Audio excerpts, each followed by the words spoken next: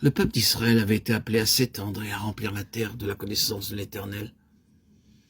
Mais il cacha cette connaissance aux nations et la tourna sur lui-même, faisant de lui-même une fin en soi. Alors Dieu intervint à ce sujet et dit, très bien, ce peuple sera une fin en soi. Les jugements de Dieu sont habituellement la confirmation de notre propre choix. C'est ainsi qu'Israël viola sa nature de vigne, la vigne qui s'étend en long, en large, à droite, à gauche, cherchant toujours à couvrir plus d'espace, n'a pas accompli son devoir. La vigne n'a pas cherché à s'étendre. Elle chercha en aucun cas à se développer et à s'étendre. C'est ainsi qu'Israël viola sa nature de vigne.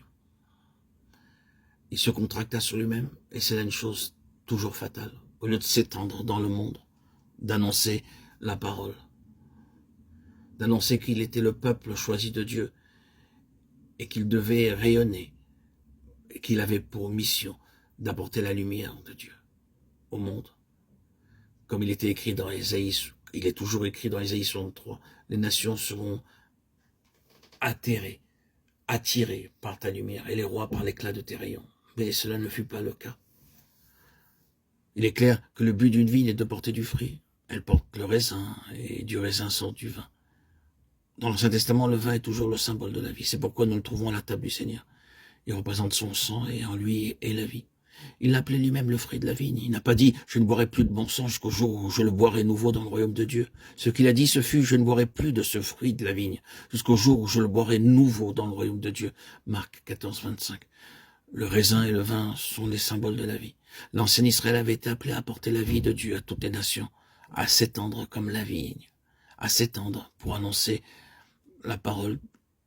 Lorsque nous lisons ces évangiles, que nous voyons quelle sorte de fruits Israël apportait, nous trouvons une chose toute différente de la vie qu'il devait apporter.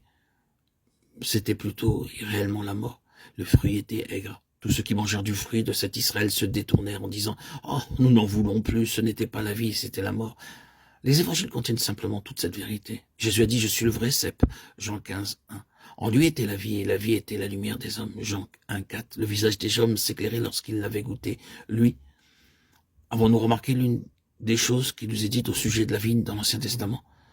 Dans Ézéchiel 15, il est parlé de la vigne qui n'a pas d'autre but à son existence que celui de porter du fruit.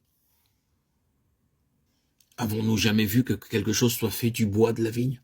Nous n'avons jamais vu de table ni d'instrument, non pas même de canne qui soit fait de bois, du bois de la vigne. Et Ézéchiel dit que l'on ne peut rien tirer du bois de la vigne. L'on ne peut pas même en faire une cheville pour y suspendre un objet. La vigne est absolument inutile si elle ne porte pas de fruits. Le raisin est le seul but de son existence. Et si elle ne porte pas de raisin, alors dit Ézéchiel au chapitre 15, on peut simplement le jeter au feu. Il n'y a pas de produit secondaire de la vigne, pas de second emploi. Elle n'existe que pour une chose et une seule chose, c'est le fruit. Dieu avait levé l'ancien Israël afin qu'il porte son fruit divin de vie et de lumière aux nations. Mais Israël manqua à sa tâche. Dieu n'avait pas d'autre but pour un tel Israël. Il dit donc, jetez-le dans le feu. Il a fait cela il y a près de 20 siècles. Et c'est là qu'est Israël maintenant. Nous pouvons comprendre d'après cela ce que le Seigneur a montré lorsqu'il a dit être, lui, le vrai cep, et nous, les sarments.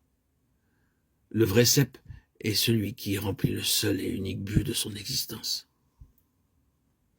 Jean 15, 1. En lui était la vie, et la vie était la lumière des hommes. Jean 1, 4. Il a dit à ses disciples, allez donc et faites des disciples de toutes les nations, Matthieu 28, 19. C'est la nature même de Jésus de faire cela. Il lui est tout à fait étranger d'être exclusif comme l'a été Israël, petit, étroit et préoccupé de soi.